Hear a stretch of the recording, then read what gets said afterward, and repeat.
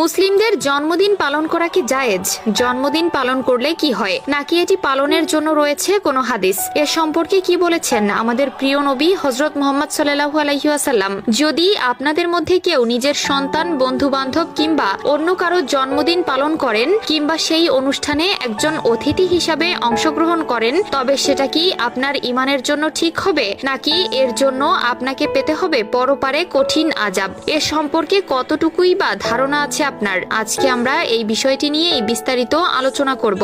তবে প্রথমেই বলে দেই, এই জন্মদিনের অনুষ্ঠান করা যারা পছন্দ করেন না তারা কমেন্টে একবার আলহামদুলিল্লাহ বলবেন, কারণ ভিডিওর পরবর্তীতে আপনারা যা শুনবেন তা শুনে অনেকে আনন্দিত অনুভব করবেন। বর্তমান সমাজে জন্মদিন পালন করা একটি প্রতিনিয়তের অনুষ্ঠানে পরিণত হয়েছে। প্রতিনিয়ত অনেক মুসলিম পরিবারের সন্তানেরা নিজের জন্মদিন পালন করার নামে বন্ধু বান্ধব কিংবা আত্মীয় স্বজনদের নানাবিধভাবে আপ্যায়ন করে থাকছে, যেখানে তারা স্বল্প থেকে অনেক পরিমাণ অর্থ ব্যয় করে। কিন্তু শরীয়ত অনুযায়ী এগুলো মোটেই সঠিক নয়, কারণ ইসলামী শরীয়তে জন্মদিন পালন করার বিষয়ে সরাসরি কোনো হাদিস নেই। মূলত এই জন্মদিন পালন একটি রীতিনীতি যা মূলত অমুসলিম সংস্কৃতি থেকে এসেছে এবং ইসলামের প্রাথমিক যুগে এ ধরনের কোনো প্রচলন ছিল না। ইসলামের দৃষ্টিতে প্রতিটি কাজকে বিশুদ্ধ উদ্দেশ্য ও শরীয়তের নির্দেশনার আলোকেই বিচার করা হয়। কারণ এই জন্মদিন যদি একটি মুসলিম সমাজের কোনো রীতি থাকতো, তবে পৃথিবী সৃষ্টির পর থেকেই এই পর্যন্ত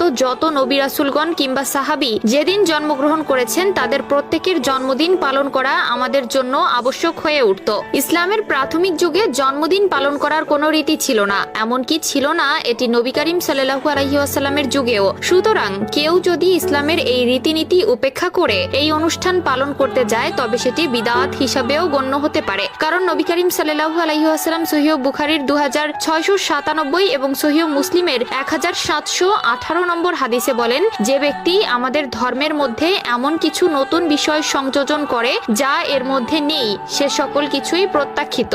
এছাড়াও জন্মদিন পালনের ক্ষেত্রে প্রায়ই অতিরিক্ত অর্থ ব্যয় করা হয়, এমনকি জন্মদিনের খাবার হিসেবে আনা কেক অতিশয় নষ্ট করা হয়। যেখানে আল্লাহ তাআলা আল কোরআনের সূরা ইসরার আয়াত নম্বর 27 বলেন, অপচয়কারীরা শয়তানের ভাই। সেখানে কোনো মুসলিম তো আর শয়তানের ভাই হতে পারে না। এছাড়াও মুসলমানের জন্য অমুসলিমদের বা অন্য ধর্মের অনুশীলন বা রীতিনীতি অন্ধভাবে অনুসরণ করা নিষিদ্ধ। এ সম্পর্কে রাসূলুল্লাহ সাল্লাল্লাহু আলাইহি ওয়াসাল্লাম আবু দাউদের 4031 নম্বর হাদিসে বলেন, যে ব্যক্তি কোনো জাতির অনুকরণ করলো সে তাদের মধ্যেই অন্তর্ভুক্ত হলো। এছাড়া অনেক ক্ষেত্রে জন্মদিন উদযাপন করতে গিয়ে এমন অনেক কার্যক্রম যুক্ত হয় যা শিরক বা গুনাহের দিকে ধাবিত করে, যেমন মোমবাতি জ্বালানো বা কামনা করা ইসলামী আকীদার সাথে সাংঘর্ষিক। তাই আমাদের সকল মুসলিমের উচিত জন্মদিন উপলক্ষে বিশেষ কোনো উদযাপন না করা এবং কৃতজ্ঞতার সাথে আল্লাহর ইবাদত করা। এছাড়াও ভালো কাজের প্রতি মনোযোগ দেওয়া, নফল নামাজ পড়া, দরিদ্রের জন্য সদকা করা এবং আল্লাহর দেওয়া নিয়ামতের জন্য শুকরিয়া আদায় করা।